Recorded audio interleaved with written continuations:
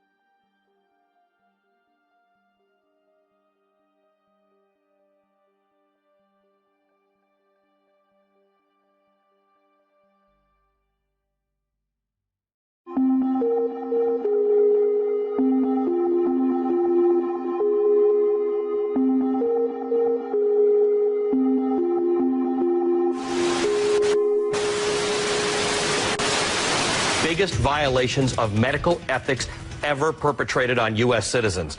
This week, medical experts and others are meeting to make sure something like this never happens again. And leading that effort is Amy Gutmann. She heads the Presidential Commission for the Study of Bioethical Issues, and she is also the president of the University of Pennsylvania. Dr. Gutmann, thanks for being with us.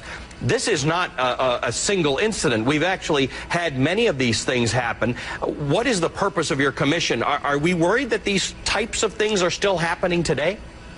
Allie, we can't know whether these things are happening today unless we have a fact-finding mission, and that's what President Obama has asked the Presidential Commission on Bioethics to do, to actually meet with experts and ask them, what is it today that would prevent these things from happening again?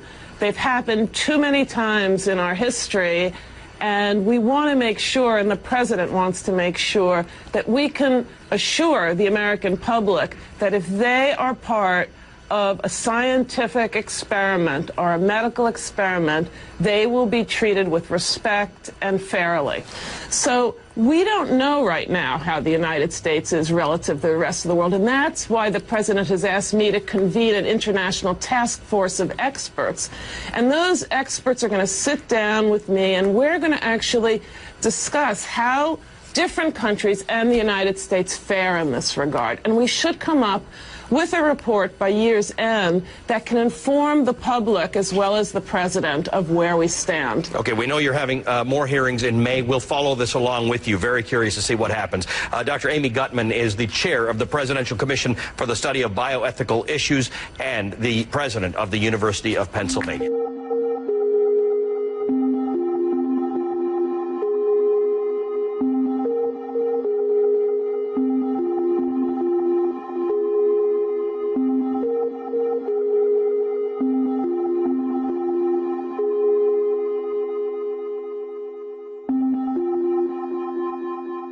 What I'd like to do is just very quickly go around and have the commission members just introduce themselves, and then I'm going to open it up to a few questions. Barbara, would you begin? Put your mic on. Thanks. Barbara Atkinson from the University of Kansas Medical Center. Nelson Michael from the Walter Army Institute of Research. Christine Grady from the Department of Bioethics at the Clinical Center, NIH. John Harris from a place you might know something about, University of Virginia. Lonnie Ali. Jim Wagner from Emory. Raju Kuchalapati, Harvard Medical School. Nita Farahani from Vanderbilt University. Steve Hauser, UC San Francisco. Anita Allen, University of Pennsylvania. Alex Garza, Department of Homeland Security. And Dan Solmacy, the University of Chicago. Thank you. My name is Gerald Schatz, and I'm a lawyer and retired assistant professor of ethics and law at Michigan State University. There is law out there. The bioethics community has been oblivious to it, but there is international law. There is the International Covenant on Civil and Political Rights, the United States ratified in 1992, and it makes informed consent an absolute requirement. No exceptions, not even in emergencies, subject to those normal legal fictions of consenting for the incapacitated patient to medical care and so forth. Additionally, the Geneva Conventions and additional protocols to the Geneva Conventions make research very, very difficult or prohibited altogether for those individuals who are caught up in war and armed conflicts. Thank you. My name's Alan Hornblum. I'm a Philadelphia-based author who has written books on things running the gamut from organized crime to Soviet espionage. But for the purposes of this meeting, I've written 2 books on the history of using prison inmates as test subjects. You may be familiar with one or both of them. I'm working with a couple colleagues now on the history of using institutionalized children as test subjects for research, and I can assure you some of the material I'm finding is quite astounding, including the fact that Nobel Prize winners went to institutions for the feeble-minded to use them as test subjects. And in interviewing people over the years, not just test subjects, which I do on a regular basis, but also the doctors who initiated these experiments, these clinical trials, it's remarkable that almost all of them articulate how little medical ethics was taught in medical schools at the time. And I had to bring up, I had to educate one of them, in fact, about the Nuremberg Code. When I mentioned it, he wasn't even familiar with it. So I would encourage you to be as aggressive as possible, not just describe what happened, but really condemn those who broke the law, because there's doctors making decisions right now, and those decisions are going the wrong way. Thank you. Thank you.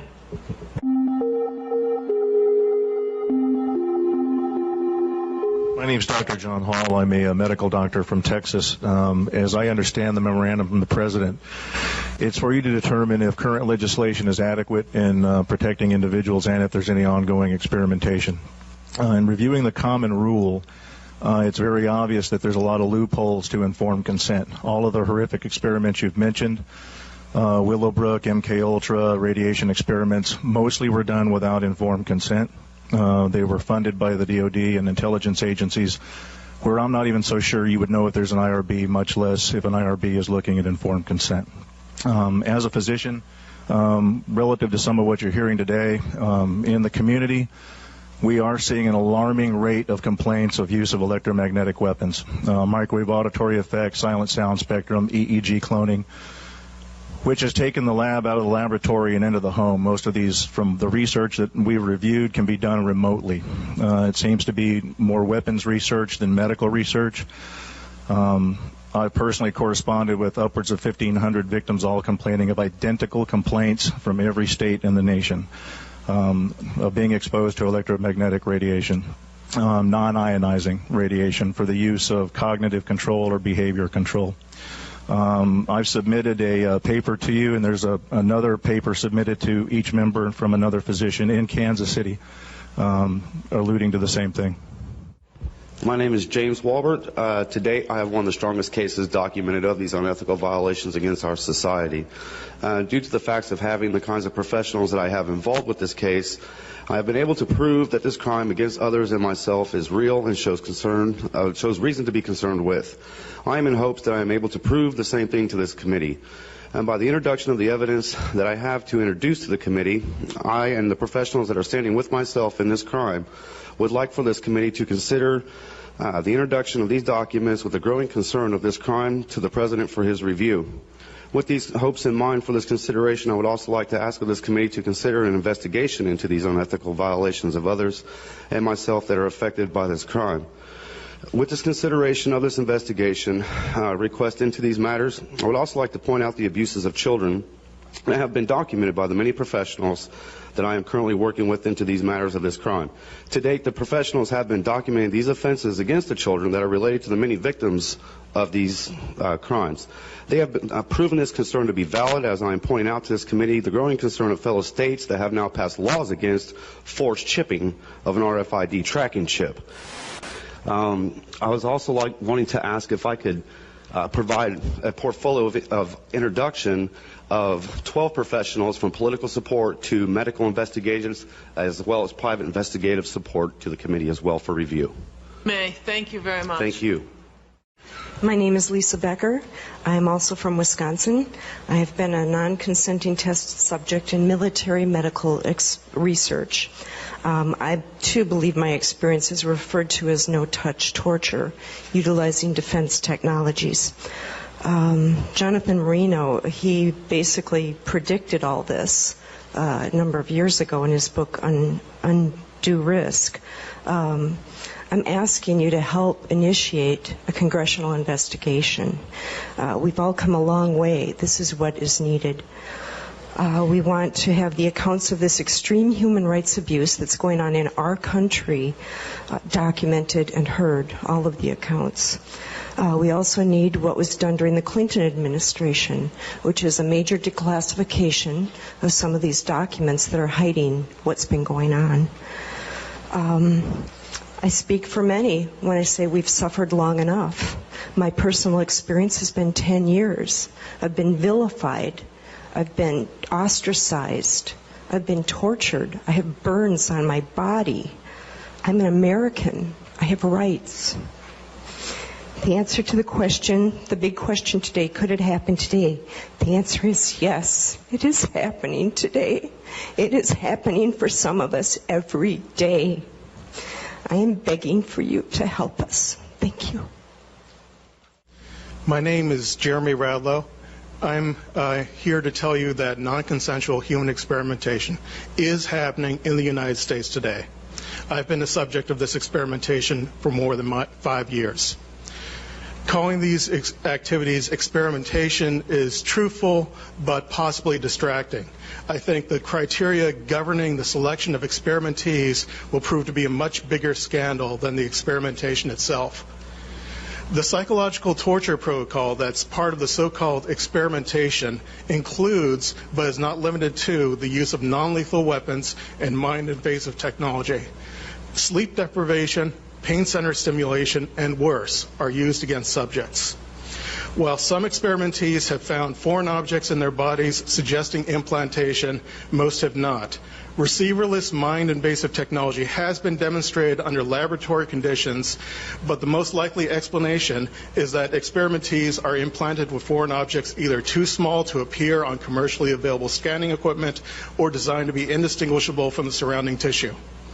These activities are highly deceptive, use clandestine technology, and have the fingerprints of the CIA all over them. It's unreasonable to expect isolated individuals receiving this treatment to furnish proof. A thorough investigation is warranted. Thanks for your time. My name is Catherine Nestor, and I'm from Pennsylvania. This commission has spoken of a long history of abuse of the human research subject. Although no one mentioned MKUltra today, President Clinton recently apologized for this. My young child and I have been used as non-consensual test subjects. We have been subjected to COINTELPRO-like stalking, remote neural monitoring, and electromagnetic torture, resulting in psychological and physical damage.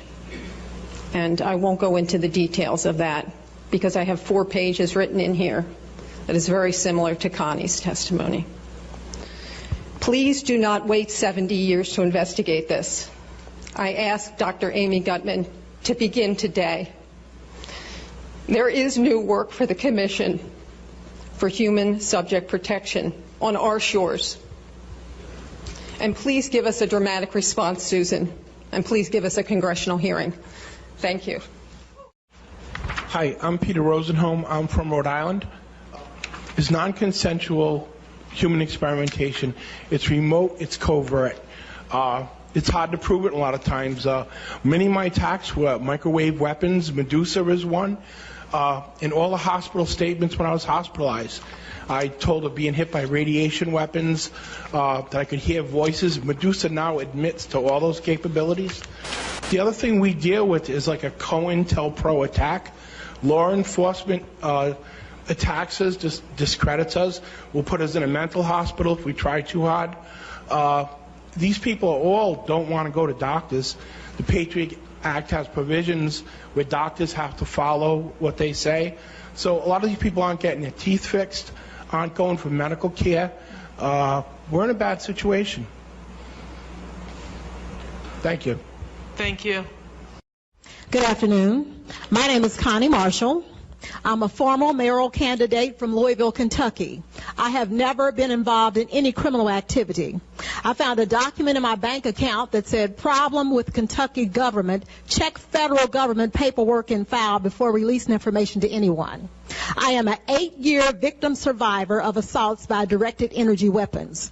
The torture I've experienced consists of mind paralysis, being hypnotized or placed in a trance-type state. being tracked by a drone or satellite, controlled dreams, sleep deprivation, V2K, which is voice to skull, projected sound, extreme muscle spasms, and extreme muscle cramps, low frequency noises in my home, high frequency noises in my home, sexual stimulation. I am watched in my home 24 hours a day and followed around everywhere I go, though I do not have a criminal history. When I ran for mayor of my town, I was also attacked at debates and forums. Thank you. Hi, I'm Deborah Paulson from Kenosha, Wisconsin. I'm going to refer to a paper from Professor McCoy at the University of Wisconsin on no-touch torture. He talks about a total assault on all senses and sensibilities, auditory, visual, tactile, temporal, temperature, and survival, refined through years of practice. Sensory disorientation relies on a mix of sensory overload and sensory deprivation via banal procedures, isolation, then intense interrogation, heat and cold, light and dark, noise and silence, for a systematic attack on all human stimuli. I've been a human subject for experimentation for almost 2 years, and I've contacted Dr. Hall. I stand with a very large group. Excuse me, I'm very nervous, but I'm very tired of having my rights taken away. And thank you for hearing me. I've spoken to probably 3,000 people. He's on probably 1,500. He's on 5,000.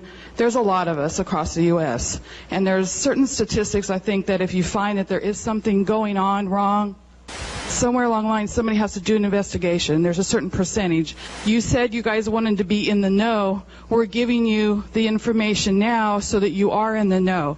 There is something going on, and I think yesterday some of the colleagues went ahead and said that we didn't really talk about whether there's energy weapons or not, but I mean, we have thousands and thousands of documentations about energy weapons themselves, and all we're asking for is an investigation on this. People are being harmed, people are being tortured, and people are being killed, and I think it's a pretty important thing for a bioethic committee to look into, and all we ask today is to please do that. My friends are dead, tortured to death by electronic weapons. And I don't know how many more people will die. And I hope I will be here again if you have this next year. I'm going to do the best that I can while being hurt by a national defense weapon that our country built. I love our country, but I am in contact and have been with the chief of the Department of Defense Fraud, Waste, and Abuse hotline.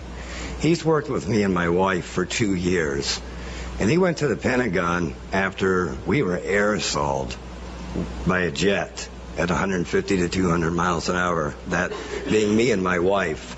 That's why my face is rebuilt, and she's at home taking care of 100 head of cattle with a brain tumor. I've had 3 removed.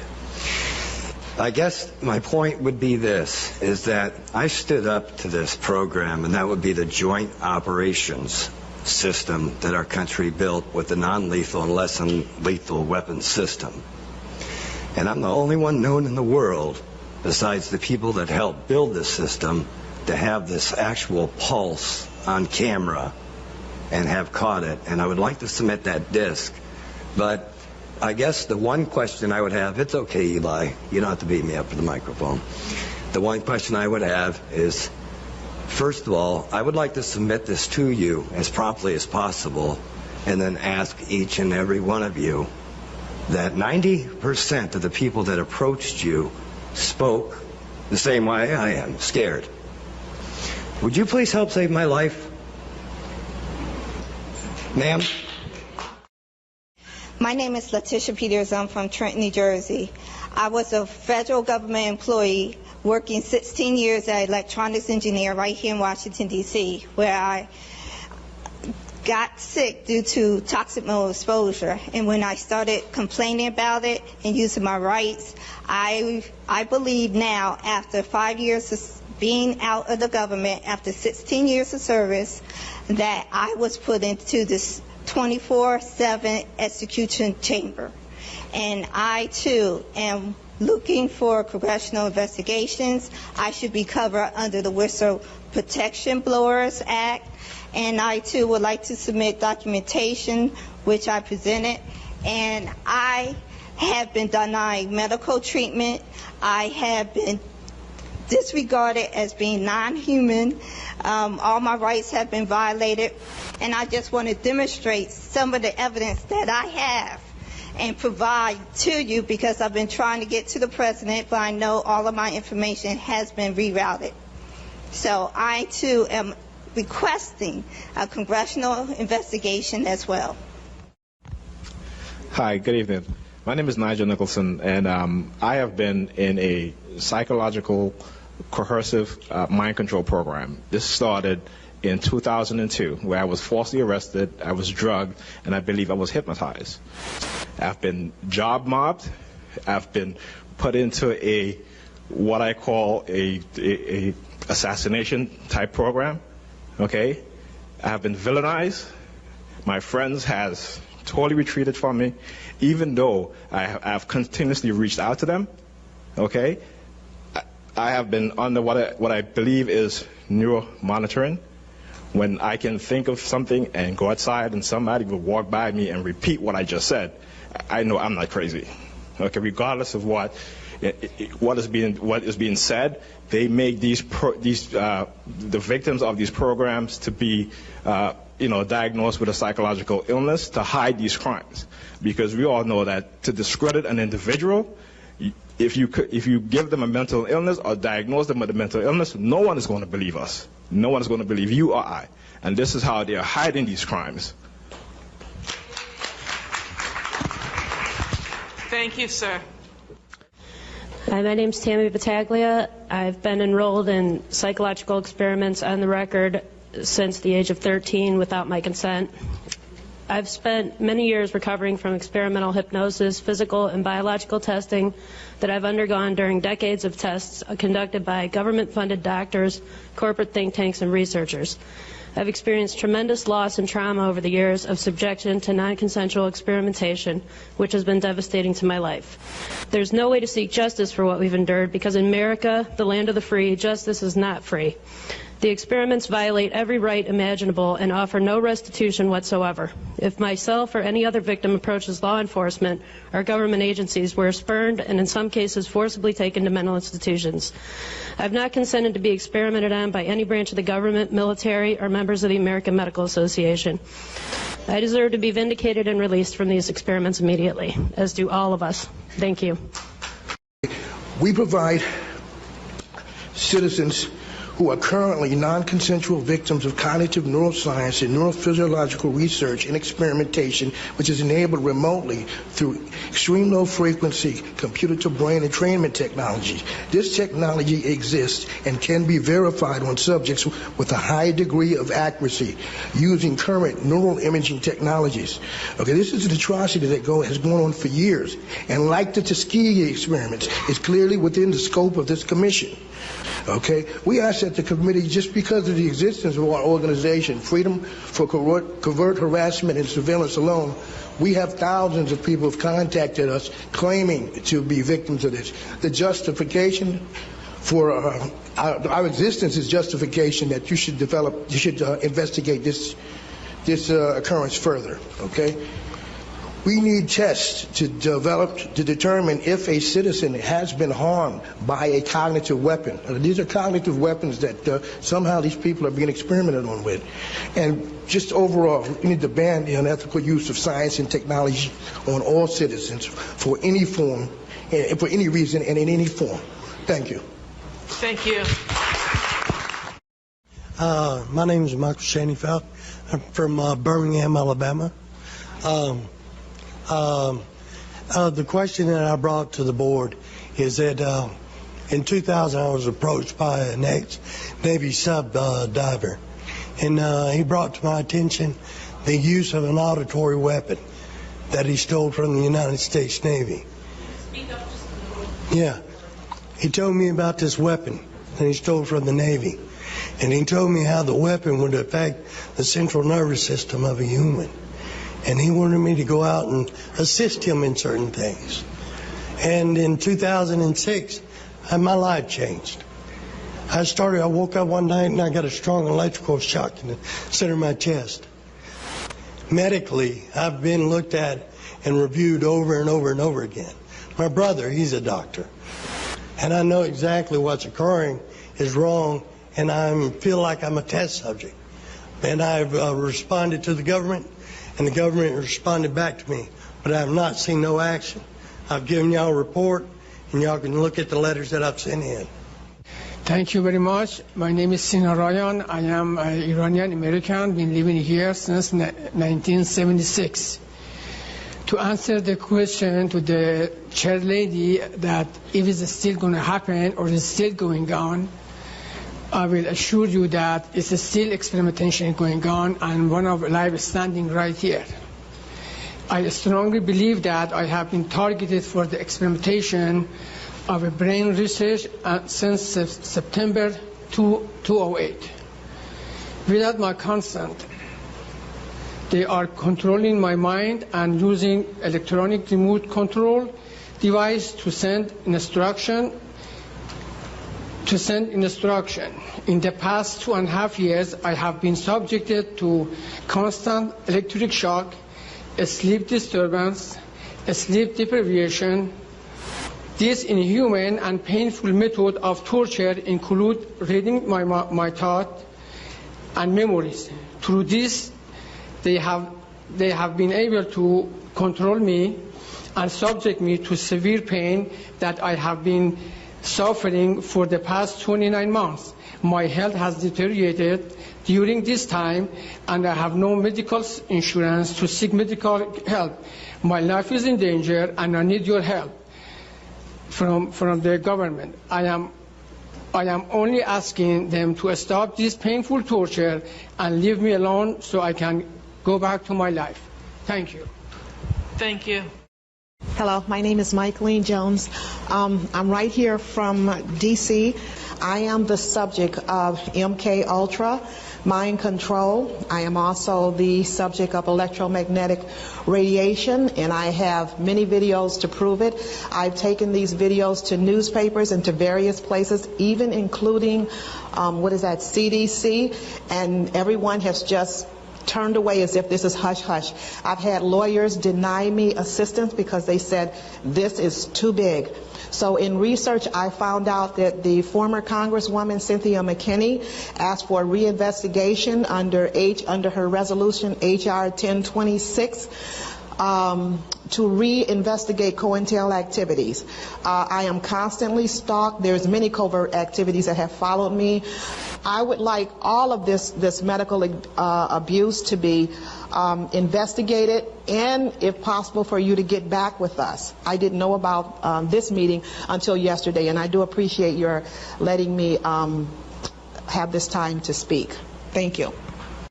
Hello, my name is Miriam Snyder. I'm an educator, minister, human rights advocate.